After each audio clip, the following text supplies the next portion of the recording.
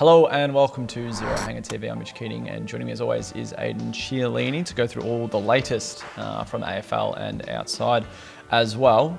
Plenty to cover today, looking at the top of the ladder and some of the premiership leading clubs after the first 8 weeks of the season. A bit of a draft update, obviously our MVP and rookie rankings, and then answering some of your mailbag questions and takes. Aidan, how have you been? Good, thanks, Mitch. Good. Just enjoying the footy like everyone else is. How about yourself? Yes, no, it's been good. What did we have? 6 straight days of footy? About 5-6 straight days of footy. And I think we've only got a couple left until a Thursday night showdown, which is going to be absolutely awesome. Bit of a rivalry round coming up, I think. Like, we've got a couple of exceptions, but the showdown on, the Q Clash, Battle of the Bridge up in Sydney. Collingwood-Carlton's a massive one. Geelong and Melbourne, two oldest clubs. So I think we're about 7 games out of 9 for a perfect rivalry round. But we've got, West Coast and Essendon on Saturday night, which isn't the most memorable rivalry, but could be a good game nonetheless. But we'll take a bit of a focus to start the show on, I guess, looking at the top of the ladder in the competition and the clubs who are occupying the first few spots, the top few spots on the ladder. And obviously we still only have one club that's undefeated, which is Geelong, and they continued their winning start to the season with that win over Carlton. Looked pretty comfortable up until maybe the last 10 minutes of the fourth quarter when the Blues got a few late goals through Blake Acres. But Geelong again, another win, doing it with, I guess, a lot of their strength coming from a system-based game, and that's obviously something that how they've thrived really well under Chris Scott for some time. But are they premiership favourites? Have we seen enough? Have they beaten the right clubs? Like, Carlton's a great scalp, obviously, whilst a bit undermanned, the Blues. But do we have the Cats as the number one club for the flag this year? I think they're either flag favourites or definitely joining the Giants up there as equal favourites. Just seeing how they've played, especially against Carlton, what they did against Brisbane, they're very adaptable to the teams they come up against each week, to the conditions. Yep. Just remember the Brisbane game up at the Gabba, it was pouring rain down there, so they were able to adjust on the run, and I think that's a credit to Chris Scott and the coaching staff down at Cardinia Park, and their ability to, as I said, adapt on the run and kind of put the sword to the opposition as best as they can, and that's why I've got them definitely up the top so far. I don't like to say flag favourites yet. There's so much to play out. As we can look back to last year, Carlton were dead in the water up until a pretty impressive win streak, and same as Port Adelaide as well, and Collingwood the year before that. So I think it's still a little bit too early to tell, but if you were going to get the short price favourites, you definitely look at Geelong and GWS for their start to the season so far. Yeah, I probably don't even have them top 3, 4, to be honest. Yes, stick with Giants, Sydney, Melbourne, and Carlton. I feel like there's someone I'm leaving out there, but yeah, you can certainly Port Adelaide, Collingwood, bit shakier. Brisbane, who probably were my tip at the start of the year, are way too far back to be a top 4 consideration. Maybe you can slide into the top 8 by the end of the year. And I guess that's all you have to do is look at last year's, final 8 or so rounds and where Carlton, GWS and Sydney all came from. So there's plenty to play out, obviously. And as for Geelong, I think it's this next month that we're going to get a really clear indication on where they're at. Their midfield is obviously the weakest area of the ground, and they again got battered in the midfield on the weekend, but the back line is so resilient, holds up so well. Even without Top Stewart, did fantastically well, and they've probably got the best forward line in the competition when you consider Cameron and Hawkins, plus Ollie Henry, Grind Myers, Brad Close, Tyson Stengel. It's a pretty loaded front 7, and what I guess their midfield is able to gain from that group is Cameron and Myers pushing it further up the field. So that's working fantastically well, but it's probably at the contest that they struggle a lot. And their next 4 games, Melbourne, one of the best midfield groups. Port Adelaide's midfield 4 or 5 is stellar on its day. And then Gold Coast, who just don't really have a weakness in that top 3 of Anderson, Rowell and Miller. And then after that, it's GWS, another one of the game's best midfield groups. So this next 4 weeks, arguably the 4 toughest midfield packs to come up against. Look, the Cats' injury room is holding up well enough, but it is obviously still a weakness for them. So I think we're going to get a good idea of how that holds up.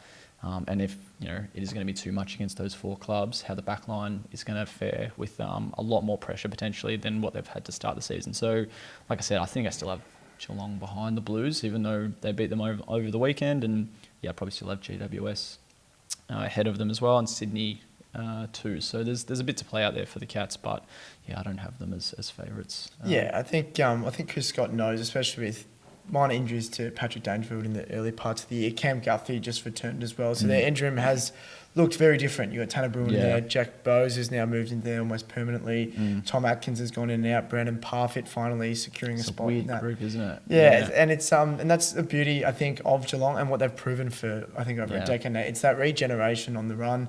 They're giving the looks to a Tanner Bruin, Brandon Parfitt, a bit more of a permanent midfield role. And what they're doing is they're really locking down the defensive weapons and not just their back 6. So they've got their wingers really rolling back hard. Max Holmes has gone back there.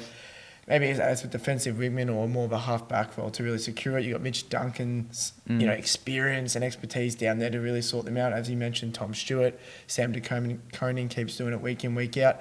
And what they're doing is they're then slingshotting the ball from that half-back, kind of like what Collingwood did last year, which turned out to be quite successful. They're really, loading up their back line, almost flooding it to an extent with, 9, 10, 11 players in their maybe defensive 50 or definitely their back half, and then using, the link players, as you mentioned, Brian Myers, Brad Close, and some of the rebounding halfbacks as well to springboard. Even Jeremy Cameron we've seen roll through the wings and even the half-back line as well at some points of certain games. And, that's why I think, yes, it is early, and this next month will be quite telling. And the other teams definitely have their capabilities in terms of being premiership contenders, or genuine contenders anyway.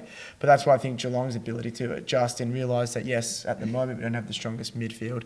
So we'll kind of make sure our back line is as strong as it can be and then translate into their offensive line. But moving on to the, I guess not upcoming draft, but this year's draft, you've been keeping a close eye on some of the young guns coming through. There was 2 academy games in recent times. One of the big names is Levi Ashcroft, which is Will Ashcroft's younger brother and the son of Marcus, Brisbane champion from back in the early 2000s. Is there anyone else, including Ashcroft, that you've kind of liked so far in the early part of 2024? Yeah, at least taking into the 2 academy games. We haven't had too much talent league to go off, but enough to give us glimpses. But Ashcroft's certainly the best across the 2 academy games. They lost both to Coburg and Footscray, but this is more just seeing what these kind of teenagers, we're talking 17-year-olds, can do against experienced talent like this is VFL, and on the weekend obviously up against Footscray, AFL talent as well.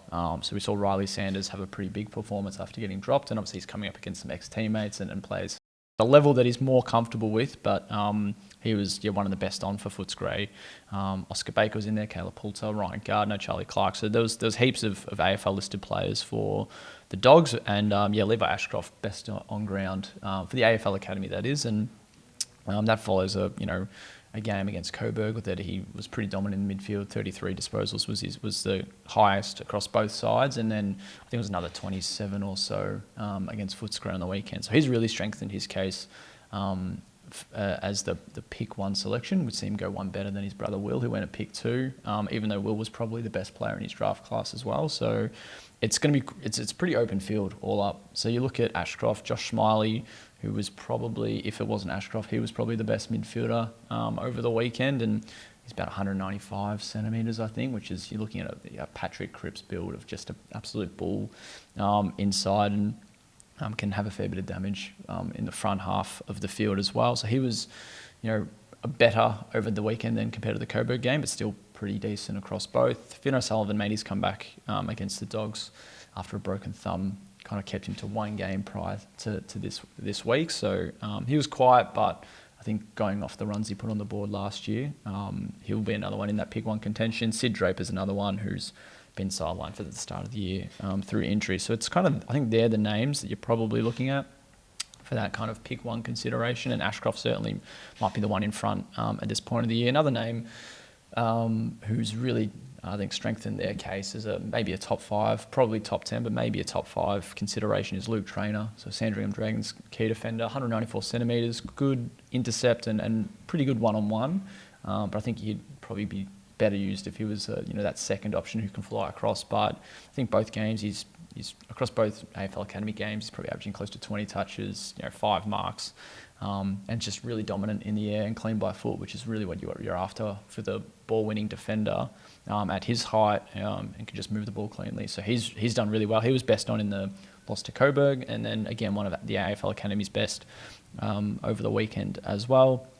Just some updates on some familiar names as well. So we've got the Camporelli twins, Ben and Lucas, both quite strong in the first game, a bit quieter in the second. Probably similar can be said for Leonardo Lombard, who's Gold Coast Academy talent. Other Tide player like Tyler Welsh, Adelaide father-son. I think he kicked another goal. So, showing signs and up against some pretty strong talent for a key position teenager. It was pretty good. Tom Gross, solid. Jagger Smith, again, solid. Job Shanahan seems to be doing pretty well out of Bendigo as one of the key forwards. It is a very midfield-dominant class, which is probably why you can highlight guys like Welsh, Shanahan and Trainer earlier, who I think will have a bit of swing in probably draft rankings, just given the desire to select outside of midfielders and some of the clubs like a Hawthorn or North Melbourne, who probably are more in for key position talent. But when they get to draft night and if they're holding the top 2 picks or two of the top 5 picks, it's going to be quite interesting to see how that all plays out. So that's kind of a bit of an update. Obviously, they'll have national champs right around the corner, more Coates Talent League for the Victorian players and some of the Northern State players, but obviously plenty to keep an eye on in the Sample and Waffle as well. Awesome. And now moving on to our MVP rankings. Oh, it's heating up. This was, I think, looking at our current top 10, I think it was 6 players polled 20 votes. I think we had 7 for the weekend, and 6 of them now sit in our top 10, which is staggering. We had a few others that polled quite strongly, and I think in our current top 10, only one polled less than 13 votes during round 7. So just having a look at some of the names involved there. So we had Zach Merritt, Anzac Day medalist, with 20 votes. Max Gorn was also best of field in Wednesday's win over the Tigers. Tom Green, dominant. Caleb Sarong, dominant. Jeremy Cameron, 20 votes as well. And then Noah Anderson was probably the leading figure in that Suns midfield, but just about any of them could have pulled away 20 votes. So, add in that Patrick Cripps had 14 in a loss. Matty Rowell, who was kind of, accompanying Anderson, had 13. And our leader, Isaac Heaney, has pretty much pulled in just about every game, I think. So, yeah. Had 17 votes, so that puts him at 102 votes with plenty on his tail. Yeah, it's definitely heating up, and you can see some of the names there. I think Zach Merritt's having probably just behind Isaac Heaney. I think everyone's kind of got the Sydney Swans midfielder ahead of the pack at the moment. But as you can see in our rankings, we're rating Merritt's work at the moment. As you mentioned, Melbourne's Max Gorn keeps going from strength to strength. He might have had a somewhat down year last year. I think he was kind of battling some injuries a little bit, just compared to what he's produced in years gone by. So I think he's definitely returned to that level of efficiency and helping out his midfielders. And when he's doing his best work, it's not just his ruck work, it's obviously the stuff around the ground and helping out May and Lever in defence and potentially even going up forward when needed as well. And Caleb Sarong probably doesn't get as much recognition being from the West or playing for the Dockers, that is. It's good to see him just going to another level, backing up last year and the previous year when the Dockers did make the finals too. So he's just been super.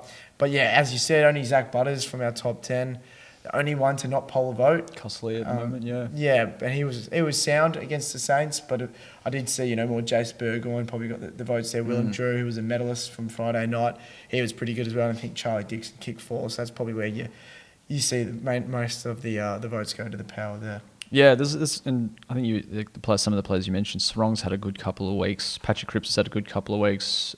Cameron as well. I think that's back-to-back 20 performances, or 2 in the last 3 weeks at least. And then Merritt and Gorn, 1 point between those two in second and third, and now there's only a 12 vote gap between Merritt and Heaney, so that's really close. And Swans in the Q clash, if the Giants can kind of get the better of their rivals and Heaney has a quieter game, it's there for the taking for any of Matt Rowell, Max Gorn or Zach Merritt, that top spot, so that's going to be quite close. And then looking at our rookie rankings as well, another 2 changes at the top, at the lower end actually of our rankings. Darcy Wilson and Will Graham into 5th and 6th spot respectively. We mentioned Wilson last week, and he had his Rising Star nomination performance in round 6, and I think he just backed it up, albeit in a loss, to over the weekend to find himself for the first time in our top 6. And then Will Graham, a tackling machine at the Suns. Yeah. He had 11 on the weekend. He's averaging over 8 a game. I think if he keeps up his rate, he'll look at over 160 tackles for a season, which is some feat. And for a first-year player, I think the record is 114 by Sam Palpepper about 7 years ago. So that he'll smash that record. It won't take him too long to get past that if he stays in Damien Hardwick's side, which you think he would. So a couple of new names there. And they replace Hugo Garcia and Harvey Gallagher. But there's some movement as well at the top of our things, albeit Harley Reid holds first spot despite being managed. Yeah, well, Melbourne's wingman Caleb Windsor remains in 4th, but Colby McKercher from North Melbourne with a pretty impressive performance across halfback. I think it was 32 touches, which, it probably seems like the norm now for players like him and SGs or Nick Dacus, but we can't, remove the fact that this is his 7th AFL game playing, in a tough, one of the toughest competitions in the land. So McKercher's performance definitely sees him rise up to 2nd spot on our rookie rankings with Sam Clohesi, their son's ex-academy, but I think got picked up from Werribee as a sort of mature age, as a 21, although this is his first year debuting and playing in the league.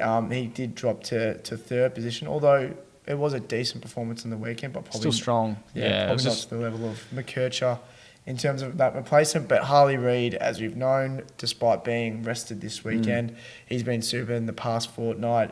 So it made sense probably for him to hold his spot, and we expect him to come back this week, I'd imagine, against the Bombers. Yeah, fresh as well. He'll be it'll be pretty hard to chase him down over this week as well. I would have thought it takes some effort from either McKercher or Closey to go to the top. And some honourable mentions, some decent debut from Darcy Jones.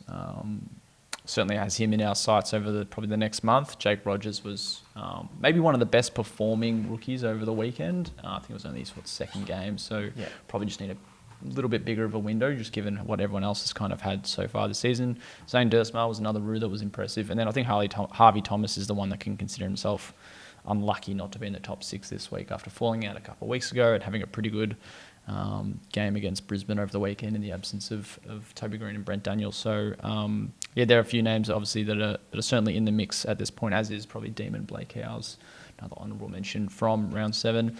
And then to finish off the show today, Mailbag, our favourite segment, where you guys can send in your questions, takes, or just about anything you want us to discuss on the show. And we've got a couple today. First one is a question from Tom Knight. Who is the big fish Hawthorn are planning to land? Well, I think we were talking about this just before the show. Probably looking at either end of the ground, either a key forward or a key back. We're looking at, I think Logan McDonald comes out of contract, but I think we both agreed he probably won't leave Sydney. And if he does, it might be for WA, his home state, maybe a West Coast or Fremantle. Jamal Uga-Hagen's still up in the air. The Hawthorn definitely, by reports, though, money to kind of compete with maybe the Bulldogs and rival clubs.